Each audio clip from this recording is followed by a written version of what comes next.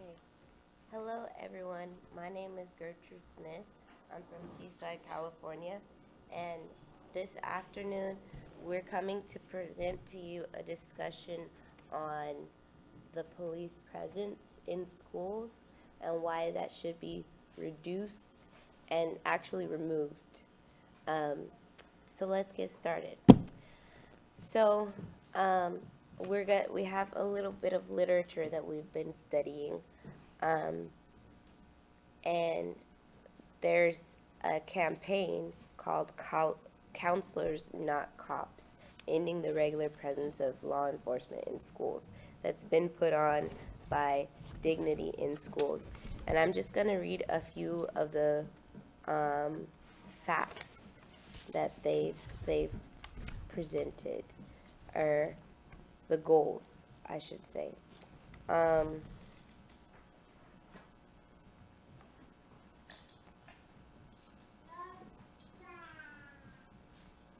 okay, guidelines. My bad. Um, so this, you know, the set of policy recommendations calls on schools, districts, states, and federal policymakers to remove any law enforcement assigned to be present on a regular school basis. Um, these recommendations build on our DSC Model Code on Education and Dignity and are based on practices and research and educators from around the country and on human rights framework for schools. They are designed so that communities and policymakers can identify specific areas of concern and implement the recommended language, including changing laws and policies while taking into account the diverse needs and characteristics of individual communities. So the policy recommendations for schools, districts, states, and federal policymakers are divided into three sections. 1. In the regular presence of law enforcement in schools, we are calling for removal of any law enforcement personnel assigned to be present on a regular basis in schools, including sworn officers and unsworn officers if they are armed security. That's a big deal. Municipal police officers, school resource officers, also known in the law enforcement community as SROs, sheriff's deputies, parole and probation officers, tribal officers, truancy officers, ICE officers, that's a really big deal, that's really scary, or other immigration officials and armed security guards. 2. Create safe schools through positive safety and discipline measures.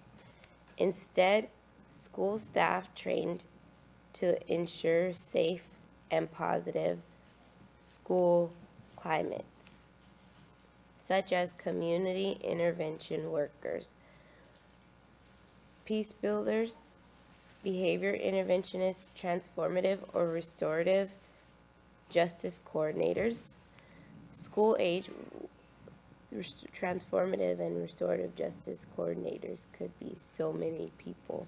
The possibilities are really there.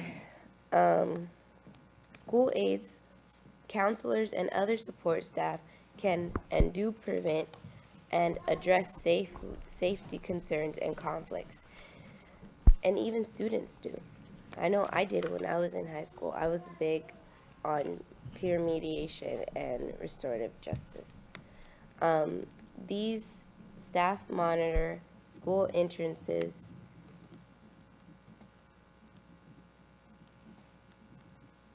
and ensure a welcoming environment, respond to the root causes of conflict and disruptive behaviors, prevent and intervene to stop intergroup and interethnic tension, and address students' needs.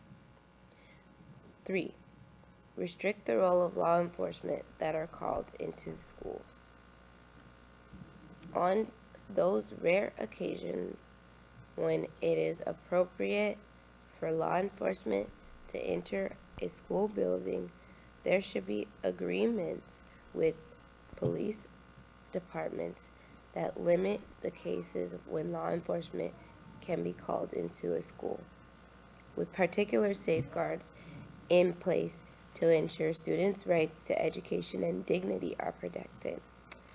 In addition to their their constitutional rights to counsel and due process. Okay, now before we continue, I would like to share a story about when I was in high school and the police were summoned to my classroom because the substitute teacher wanted to remove my cell phone from my position. Now, there were instructions by the my regular teacher that students were able to utilize their cell phones for educational purposes, but the substitute teacher was not briefed on that rule. And so I stood my ground as the uppity negress that I am. I stood my ground and I said, you know, the teacher allows us to use our phone. Not only that, but I also have an individual education plan that specifically says that I'm allowed to use my phone. So that's double reinforcement there. And I also stated, because that substitute teacher was really tripping, I said, I have a right to an education, and you cannot just ask me to have my phone or ask me to leave because I won't give it to you. So they summoned the police to the room, and I was shook, okay? I was shooketh. Yes, yes, police make me nervous. They always have. They probably always will, as long as they are an institution in this society. It does not matter how nice the person in uniform is. Niceness does not have to do with kindness. It does not have to do with necessarily value for another human being's life or autonomy. And so that's part of the reason I think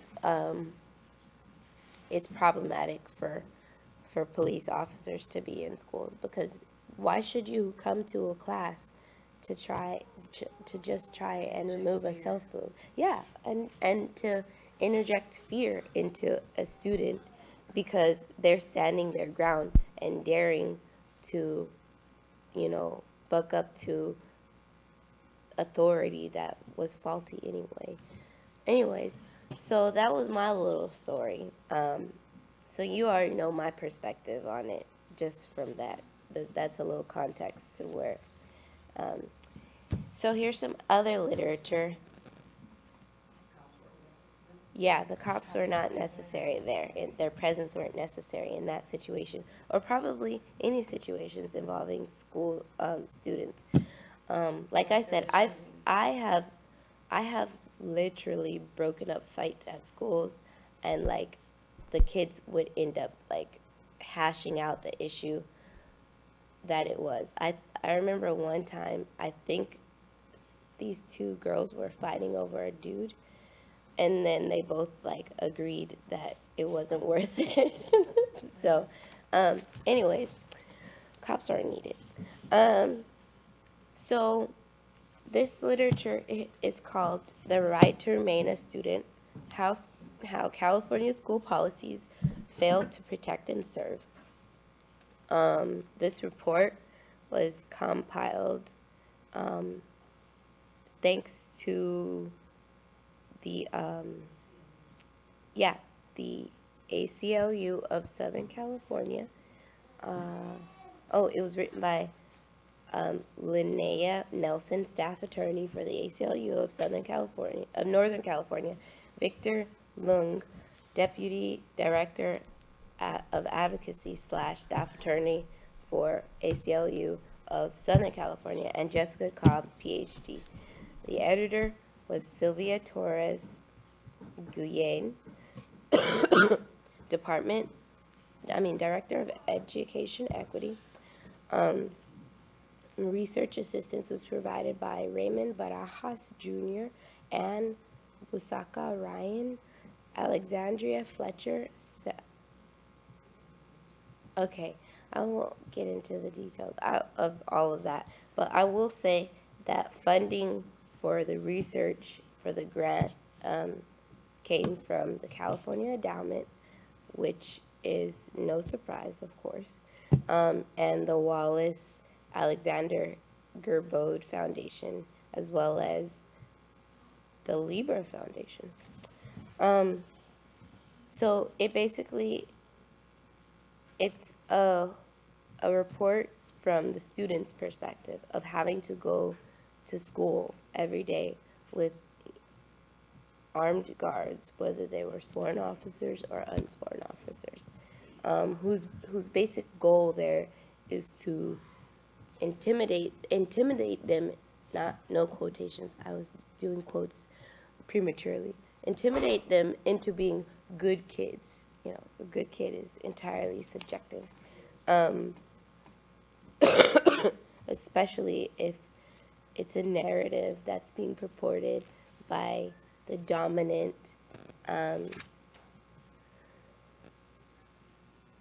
political majority, and the political minorities are being subjected to it. So students say they felt unsafe in communities and schools where they were regularly subjected to police harassment, where they witnessed police indifference to their physical well-being, and where armed officers loomed over learning and socializing. Students participated in South Central Youth Empowered Through Action, a program offered by local advocacy organization Community Coalition to help students, excuse the amount of ums I'm saying, to help students transform their own schools and disrupt the school-to-prison pipeline. One student called the Community Coalition their outlet. And another student said, the organization has believed in me more than I believed in myself. We thank the Community Coalition. The ACLU of California is a collaboration of 3 ACLU affiliates in the state. Northern California, Southern California, and San Diego and Imperial counties. This was published in October 2016. Okay, you can jump in anytime. Okay. Good afternoon. My name is Love Turner. I'm with Run It Vision. It's an inspirational clothing company, an inspirational, just inspirational movement. Since we're here to have a discussion about not having police in our school system, let's start at the beginning as to when this whole police in the school system started, so that we can find out how it was a negative thing that they thought would turn into a positive thing that ended up being one of the biggest negative things that you can have in the school system today, police inside our schools. We can discuss and start off with it being about the Columbine Shooting in 1999, those 2 students that strapped up and killed 12 students and a teacher. And then the shootings began to increase. But it wasn't to the point where it was a necessity to have a police officer in every school, in every district, in every state in the United States. Yes, there were precautionary measures that we needed to take to make sure our students were safe, but now as we progress. I say with every generation that moves throughout your school system, you have a different way of how to teach them. You have a different way of how to operate with them and to grow with them. So the same students that were dealing with certain issues in 1999 are not the same students that are dealing with certain issues in 2017. Front and center, back then you didn't have the social media aspect where you have the social media aspect now. So our children's learning abilities and their depression and the things that will cause them to do certain things in school that may bring awareness to them wanting officers in the classroom are different. And so you come to today in 2017, and if we look at, I was just reading an article right here of how it had gotten so bad in one district that the officers in this county were called to the school 5 times a day, every day for several months. Can you imagine a police officer? And it was for simple things. And not to say that bullying our children is simple, but those are things that our educators are educated to be able to handle. You have to go through counseling. You have to go through certain counseling classes on how to handle and to talk to students. And I believe that principals and advocates on campus are who they should turn to immediately when things like bullying occur and when things like fighting occur, instead of getting on the phone and calling 911, or instead of depending on the presence of an officer with a gun on his hip to intimidate and place fear in the heart and in the eyes of our children who are all under the age of 18.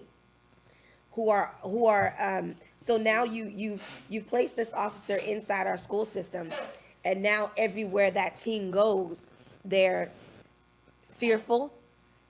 They don't want to speak up and be open to the police officers. They're not going to speak to them. They're not going to consider them a serve and protector of their community. They're not going to consider them a serve and protector of their surroundings, period.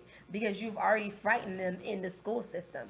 And so reading this, just reading that, they called it an aggressive intervention of the county's criminal justice system, them coming in there 5 times a day, every day for 5 months.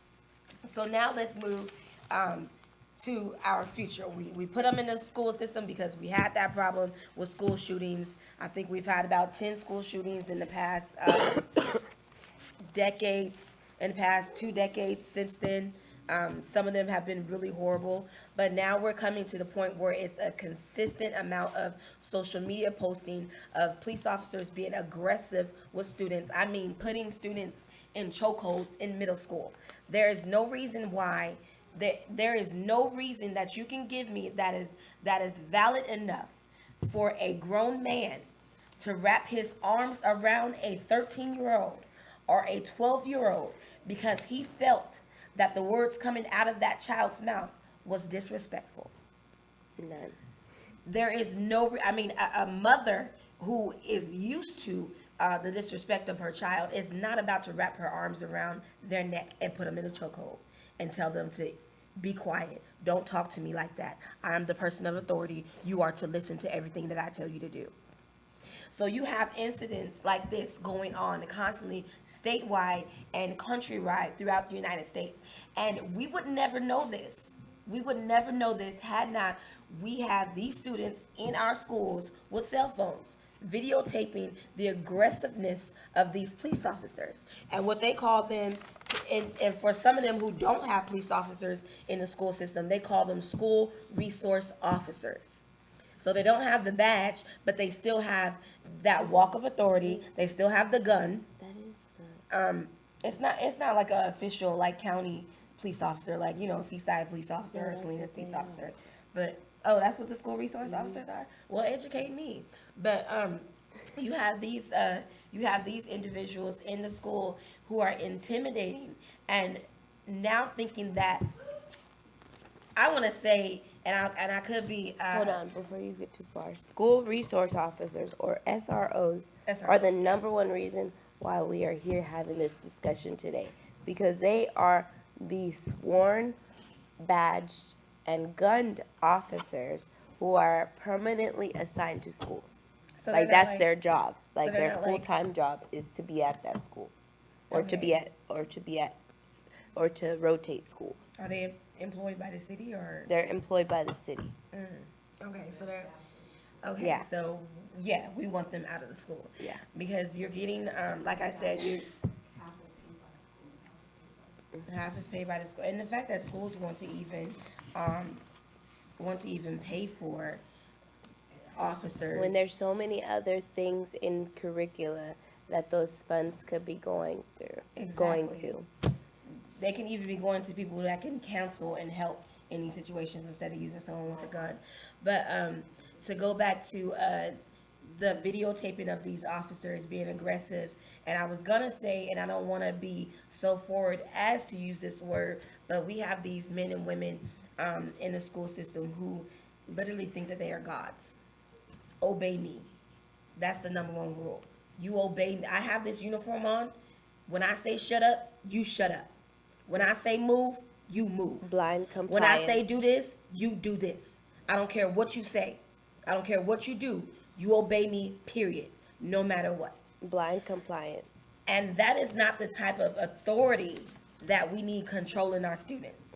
That is definitely not the type of authority that we need blemished in the minds of our students. You'll make it to the point where some of these kids don't even want to go back to school. Like you punishing them to the point, you're punishing them and putting so much fear in them to the point where they don't want to come back to school. And then so now how does that fall on the parenting? Now you find yourself where you're a parent, you fall in the apparatus of truancy because your kid don't want to go back to school because he's afraid of the officer that chokehold him last time because he rolled his eyes at the officer when the officer told him he needed to stand against the wall. Okay? So I'm sorry, I don't mean to roll my name, but those are the issues that we're dealing with. We're dealing with real issues. This is not just stuff that we're finding on paperwork. No, these are videos that are coming out on social media of the aggressiveness of these officers doing more than what they're supposed to be doing. And you would think that these officers would think about, okay, what if this were my child? How would I want my child to be treated? What if this was my niece? How would I want my niece to be treated? And it even goes and floods outside of the school system. You have these officers attacking these students on the street. Now you're attacking them on the street for walking on the sidewalk or being in the wrong neighborhood to them. You know what I'm saying? So it's a big discussion, and it's a really huge decision, and we really need to because at the end of the day, in my opinion, and it should be in everyone's opinion, the main people that we should be looking out for is the students' welfare and the students' well-being and how they're going to interact after they leave high school and how they're going to interact after they leave middle school, because they're not going to be stuck there all their life. They're not going to be. They're going to want to progress in life. They're going to want to go to college. They're going to want to go into the work field. But how can we be sure and certain that they can operate and be functional adults in the workforce or in the work field if they've been fearful all their what do we call it? What do you call school there? But when you're in high school, middle school, and elementary, what type of education is that called? Not general Primary and education. secondary. Yeah, primary. K-12. Secondary education. So when they're in their secondary education, there's no telling how they'll react when they get to college. Well, now when you're in college, you have to have police on campus for some real stuff. You know what I'm saying? So there's no telling how they will react to officers when they get to college. How they'll report to them, how they'll participate with them if something serious happens, anything like that. So we need to really consider the damage, because it's really doing a whole bunch of emotional and mental damage on our students with having these officers in these classrooms to place fear and intimidation inside of these students to make them comply to simple rules like make sure your cell phone is in your pocket. If you're, don't worry, I'm standing here with my gun. I'm just gonna sit here and make sure that your cell phone's in your pocket. Is your cell phone in your pocket? No? All right, then follow me. Why would you want to put that in why would you want to entice that type of fear and intimidation Not only does into a it child? derail that one student's day, but it also poses a huge distraction, and it also invokes anxiety in a lot of other students who are witnessing any of these interactions. Exactly.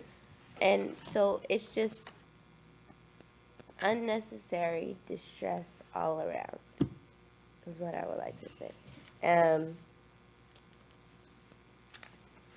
I would like to address specifically the social impact and how law enforcement affects students and the school climate.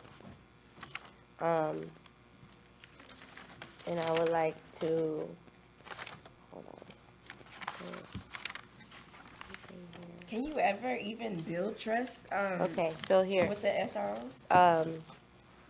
between 4 and 8 police officers are permanently assigned to John C. Fremont High School. They tried it with that imperialistic name in the first place. Sorry. Anyways, in South Los Angeles, Leslie M. and Carlos P. attend Fremont and say that it feels like going to school in prison, surrounded by armed guards who make students feel more tense and less safe. This feeling only grew after police intervened in a fight between students in June 2016. Los Angeles school police responded to the fight by discharging pepper spray indiscriminately into the surrounding crowd, harming over 35 students. Leslie and Carlos were there that day and reported a chaotic scene. Carlos saw one student rush into a classroom desperately trying to wash out his eyes. Oh my gosh. Leslie saw another student screaming in pain from the red welts on her skin and the irritant in her eyes. During the commotion, one of the officers locked the doors to one of the school buildings, trapping students inside in a cloud of pepper spray. The students were not, I'm sorry if this is triggering for anyone. The students were not told whether the district disciplined any of the officers, and many of the officers remained on campus after the incident. This information came from law enforcement in California and school districts. California school districts maintain a variety of relationships and arrangements with law enforcement that fall into 3 categories. Districts with their own police departments. That is ridiculous. Districts that enter into agreements with county or municipal departments to assign officers to campuses, which is similar to what happens between MPUSD and the city of Seaside, and the other municipalities that are served by the Monterey Peninsula Unified School District, and the districts that call outside police officers to campus on an as-needed basis. First, some school districts hire and oversee their own law enforcement officers who are employees of the school district. These police officers are typically stationed on school campuses and patrol the adjacent areas. They possess the same general powers as other sworn law enforcement officers in California, including the power to question, detain, and arrest. In 2015-2016 school year, 19 school districts throughout California operated their own police department. These districts ranged in enrollment size, from 7,798 students, no line, to 639,000, Do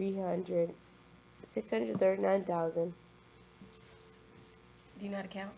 no, Okay. 639,337 students. Oh my goodness, I have dyscalculia. Dyscalculia. Okay. Los Angeles School District, and were located throughout the state in both rural and urban areas. These districts also varied in number of counselors for every police officer employed by the district, from a ratio of 9-1 to only, this is really badly formatted. So what are those numbers? What is it saying? The amount of officers. I don't read like this. The amount of officers in a school and a ratio. Yeah. Okay, so let's talk about Some schools have more officers than they have counselors. Yeah, That's what okay. that was about. But go ahead.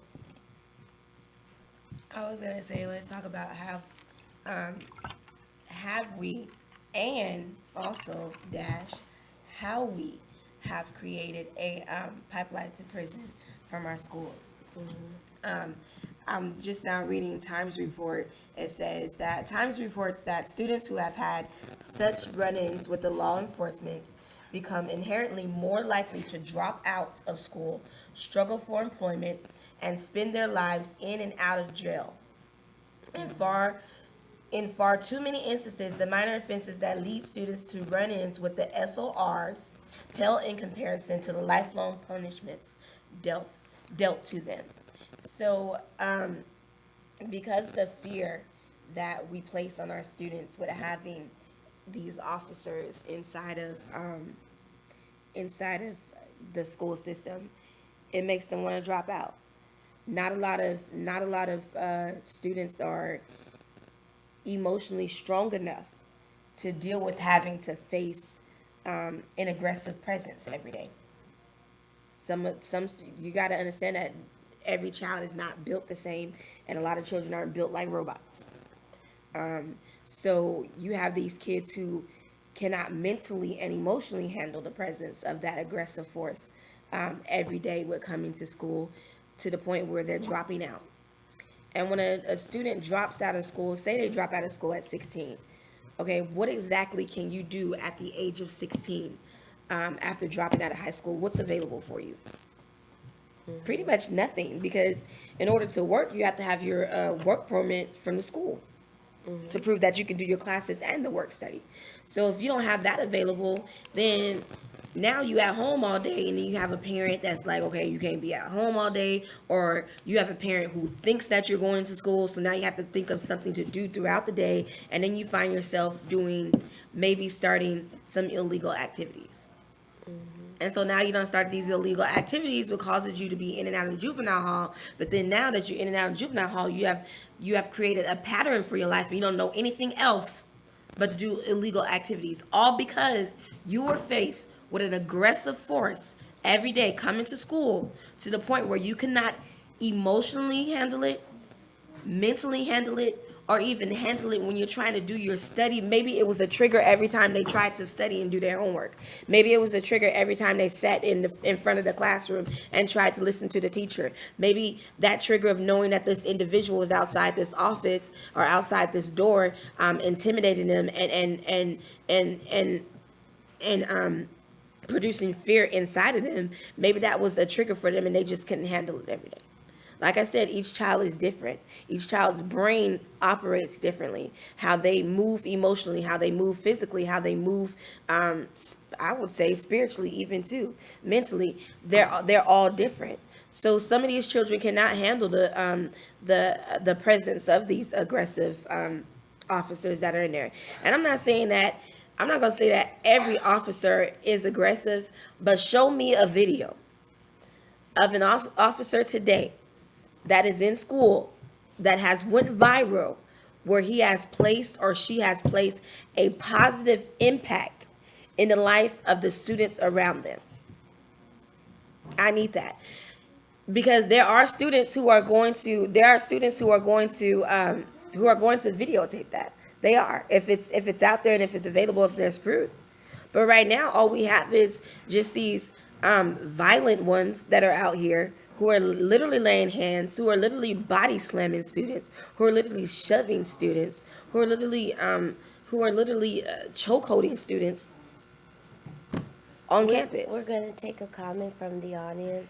Yeah, let's go ahead and get some comments from him. I just want to say, the main thing is that students have a right to an education. And, it's not about a good or bad cop day, or being a good cop or bad cop. It's about students being able to remain students when they go to school. School is compulsory. They have to go to school. The law says they have a right to a free and appropriate education. They don't have to go to school with armed guards. They don't have to go to school with bars. They don't have to go to school treated like they are criminals before they ever get, an education. Exposed to the real world. Or they have a right to be disciplined. They have a right to go through the channel of discipline. Be it bullying, or be it being able to just, be disciplined, or even a fight. That's not a reason for officers to get involved. And so, those are jobs. California schools, when California schools call cops to the schools for small infractions, it disproportionately affects minority children. And 3 times the amount of black boys are sent to school through the school prison pipeline than their counterparts. So whether it's a good cop there or a bad cop, whether we have a good cop or bad cop, it's not an issue of good cop, bad cop. All across the country, it's a bad idea. All in California, it's one of the biggest mistakes they've ever made is to have cops in the schools. In Monterey County, they've allowed cops in the school. And I will have to say, they picked a pretty good cop to put in the schools in Seaside. That's not our problem. Neither here nor there. We have, if you would want any cop to be in your school, you want the cop we have in the Seaside. But the ideal is cops do not belong in school. Kids have to have an education. They have the right to. Okay. We completely agree. Right. We're so glad to have a chorus in the audience today. What a beautiful team. So our students, they deserve to be students. They deserve to have that experience. I would say like their parents had. I don't know if my parents had any cops in their school system, and if that affected their education at any point in time. But they deserve to be like she said, to go through that say the word for me. Disciplinary process without having to worry, going through it with a teacher, going through it with with the principal, because those, at the end of the day, those are the people who become their mentors. Those are the people who they begin to look up to when they decide to go off to college and stuff. So they should be able to go through those disciplinary actions with those teachers and those counselors and those principals, and not with an officer. They shouldn't have to go through that with an officer. They should be able to get so comfortable to the point where they can sit down and talk with their principal or talk with their counselor and be able to open up to their teacher. Well, this is why this is happening. This is why that is happening. And not have to worry about the presence of a police officer being there and the fear being placed inside of them where they can't open up and be the student and have that studious surrounding. Especially, I believe it's really horrible when you have them in elementary school. I think that's just absolute, like the piece I read where that was in elementary school. Imagine kindergarten through 5th grade, a police officer being called 5 times a day for months. That was in an elementary school. We're not even talking about high schools right now. We're talking about elementary schools and middle schools. Children, babies, being introduced to officers. Being afraid of authority. And I would even take it to the point where I can't stand when a parent decides to call a police officer on their child to discipline them and try to scare them and tell them, well, I'm going to call the cops on you and they're going to take you to the jail. To me, that's an ignorant way to teach our children. That's an ignorant way to discipline our children. That's an ignorant way to place fear in. Why would you want to put that type of fear inside of your child? You know what I'm saying? How do you expect that child to grow now? How do you expect that child to develop, to become a stronger mind? It'll be difficult.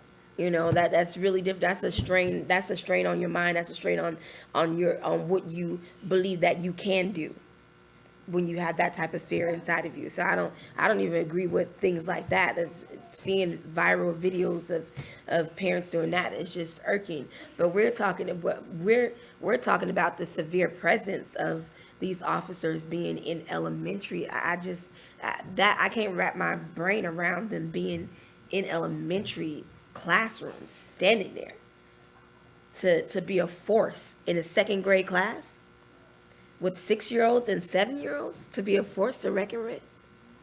That just blows my mind, because I believe that every teacher, every counselor, and every principal have all had the counseling and teaching classes that you have to take to get your degree in order to handle situations.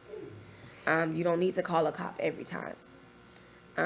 You don't need a badge and you don't need a gun in the room every single time something goes off. Every time bullying occurs, every time an interaction between a teacher and a student occurs, the presence of an officer is just unnecessary. I consider that bullying. You're now bullying the child. That's unnecessary bullying upon the child. You know, and so now the parent feels like they can't do anything because, well, you know, it was an officer, so what am I supposed to do now? You got to accept that bullying. You mean I have to accept that I'm being bullied by an officer because that is the totem pole of the rank of authority in my school? I have to accept that? There's nowhere else I can go to? Are you serious right now? Parents are afraid to even stand up and report things like that. You know, that to me is getting out of control. In elementary school though, let's keep talking about that. In elementary school though, can you imagine a police officer being in a kindergarten class? What is a 5-year-old doing that the presence of an officer needs to be in the room? What is a 5-year-old doing that the presence of an officer needs to be down the hall? Period. That's what I need to know. Maybe I need to visit all these schools. Because to me, they just on the playgrounds playing and being a student and trying to grow and learn and make friends. But they can't do that. Because they got to stop and look at this man or this woman every day in a uniform with a badge on. Well, why are you here today? Well, why are you here today? Why? Mommy, the officer was here again today. Mom, Daddy, the officer, what is your purpose? What is your plan? Go ahead. You said you had something. I just wanted to share what happened 5, 6 years ago at Monterey High. 5, 6 years ago at Monterey High with my daughter in school. And she had been being bullied by a big, she's smaller, a big Samoan girl for several months in her class, and she had reported to the teacher, reported it over and over. No one could do anything with this Samoan girl. By the way, the Samoan girl was pregnant, so no one really wanted to do anything with her. And so, one day she came to school and her and the girl got into a fight. Well, that day that she came to school, being that I'm a poor mom and I had a fixed income, I didn't have money to buy her a backpack for a couple of months. Her backpack had broke. And I had just took my daughter-in-law to the hospital, late the night before, and the next morning she was trying to get herself, before she went to school that day, a backpack because of something she needed a backpack. My daughter-in-law offered her to use her backpack, so she took her stuff off the backpack and gave her, my daughter, a poor student, a poor mom, a backpack to go to school. And with the fight, instead of it being handled by the police officers, my daughter being bullied constantly, and my daughter was on an IEP, so she was a disabled student. With the fight, the police officer automatically searched her backpack, and my daughter-in-law didn't realize she had left her pills she had got the night before. And the backpack, and it was in the bottom of the backpack. Police officer took them out, saw it wasn't in her name, no permission to search the bag, didn't ask her, didn't ask me. They didn't go through the right channels as far as school discipline. There was nobody seriously hurt or real serious, nothing. The girl had hit her before and my daughter hadn't fought, but this time my daughter fought back, and then she gets in trouble. The girl never got in trouble for hitting her before, but yet it was handled through a police officer. He charged her with a felony charge of having those pills in her backpack. I think they were, I forget, they might, what they were, but they were at a level where he could charge her with a felony charge. Now, that was failure to the school district to protect and serve the students. Schools are allocating too much authority to the police officers and allowing too much for the police officers in schools in Monterey County and around the country and in California. And we as parents need to speak up and say something about it. There is no way my daughter should have been charged and that I couldn't explain what happened when my daughter-in-law, here I am a poor parent, couldn't afford her a backpack, and this is how she did it, and my daughter-in-law had just went to the hospital. They could have tested her and saw that she didn't take none of those pills or whatever. It should have never got that far. Should have never got that far. And that ruined my daughter's life, you know, from that day on. And she's never, I mean, to be charged young, never did anything again in her life, never got suspended from school, never been in trouble, and I couldn't explain to the police officer. It was such a horrible thing. The police officer wasn't listening to his parents. Kids have the right to go through development stages, grow up, become adults, get out of school, and still continue to learn until they're 25 and they fully start developing. Because we take that from kids when the police officers are in school. We take the right to be disciplined, the right to learn. We take the social emotional away. My daughter felt helpless and hopeless after that incident happened. And she felt, you know, what's the use? This is gonna happen to me anyway. And this happens more so in black children. You know, white people could come up and explain things and they get rid of it. we couldn't get that stuff taken care of, no kind of way. Once a cop gives you a charge, it goes out through the court system. And they just demand you plead, demand you plead, demand you plead. So we need cops out of schools. When a cop writes you a ticket, it's horrible, especially to a student who's still going through the development stages of learning and the right to learn and get an education.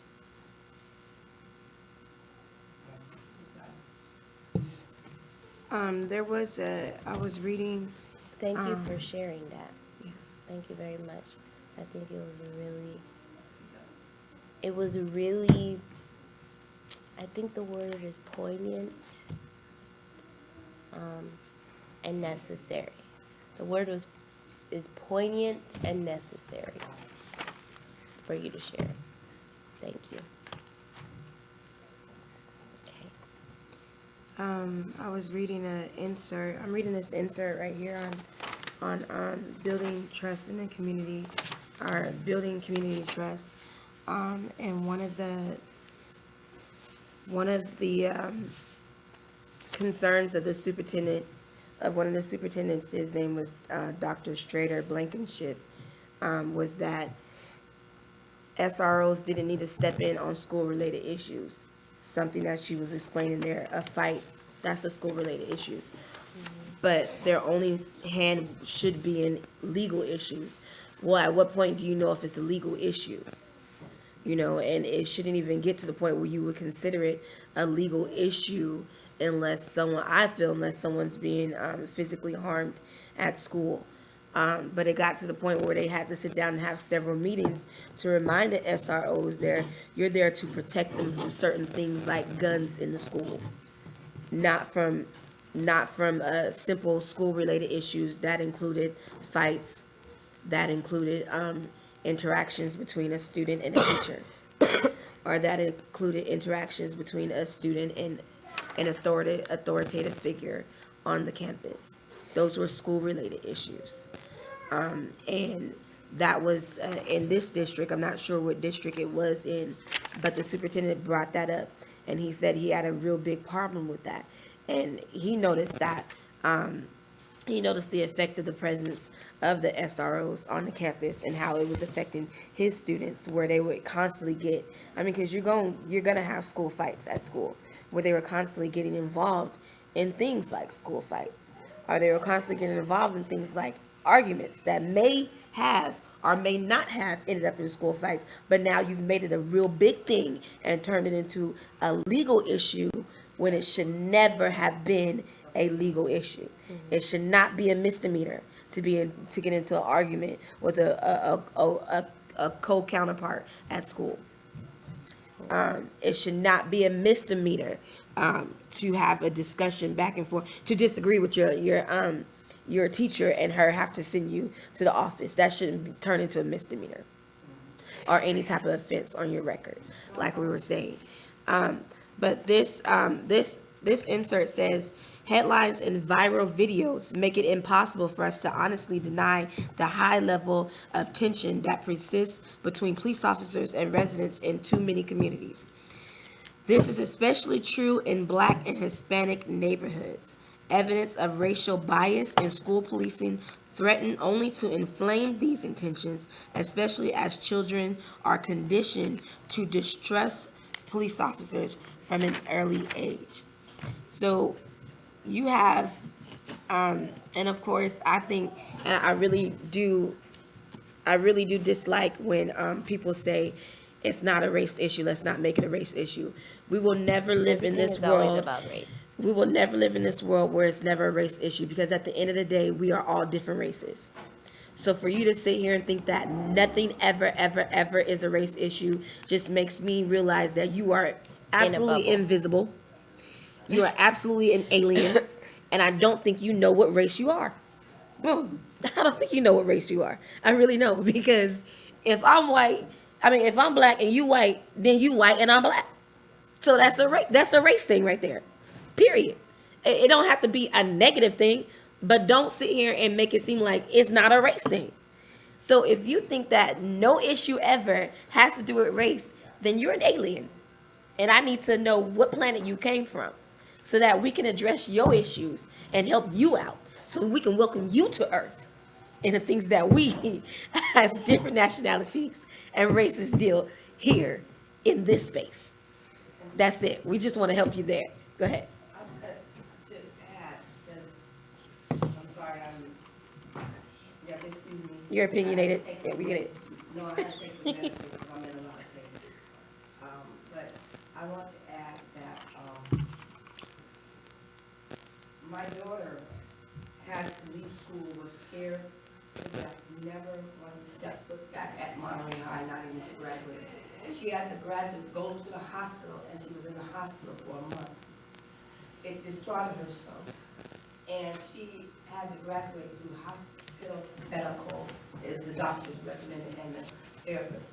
And this was very detrimental.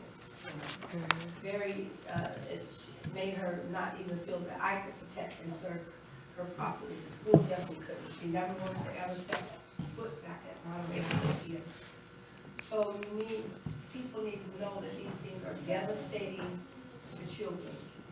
And when you raise a child to be in the 12th grade, she was in the 12th grade, and they never been in trouble in their life, never ever had a problem, and a cop calls them to have a criminal issue because of a fight in school, because of a mistake from a night before, because of a parent being poor.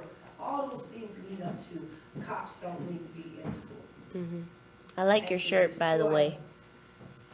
I like it too. School's not a prison. School is not prison, but to destroy a child's life like that, it literally destroyed my daughter's life. She 2 minutes. continues, she's 25 today, and she continues to be kind of hopeless and helpless. 26.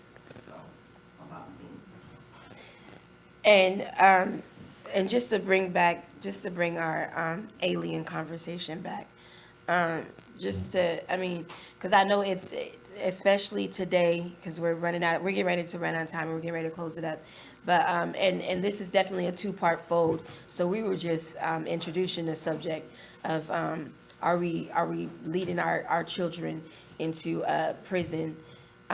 Is school turning into a prison pipeline for our children? And to get back to our alien status, as far as where these people are coming from who don't want to bring up race, because I wouldn't say it's an issue, but it's a present force every day. And not all the time is it an issue, but when you look at these statistics, and this is what we're going to bring up in our next one, we're going to bring up how the center of this problem-oriented policing is getting funded by the federal government, directly supported funding from the federal government to have SROs in schools. So now we need to break down in what population and in what communities are there the most SROs. And then when we look at the population, and when I say the populations and communities, I'm talking about the racial backgrounds, the Hispanic communities, the Black communities, the colored communities. Let's look at how many SROs are in those communities being funded by the federal government. Money out of my pocket when I pay my taxes, okay? I don't need that. I'm not trying to introduce these kids to police officers and let them get records like this young woman had her daughter get a record. So we want to get the statistics on where these police officers are and how they are impacting these communities in these racial forms. Like, well, it's obvious that there's probably going to be more SROs in our Black and Hispanic area than it is going to be in our white communities, because for some reason they feel like this community over here is a little bit more obedient, honest, and astute, whereas this community over here is struggling in obedience, honesty, and correctiveness. And as you can see, we can talk for a long time on this very Just a small subject. important issue. But thank you for joining us for this edition of Resistance TV here at Wave Street Studios in Monterey. Yeah, we can't wait till you join us for part 2. Yeah. As we continue to talk about the schools leading into a pipeline to prison. Yeah, that's it. Thank you all for joining us. This was a great discussion. I'm Gertrude Smith. Again, I'm relevant because I ran for mayor of Seaside last year. And this is, Love Turner, Yeah. founder and CEO of Run It Vision Inspirational Company. thank you very much. We almost kept going. We could have kept going. It was getting good because we started talking about aliens.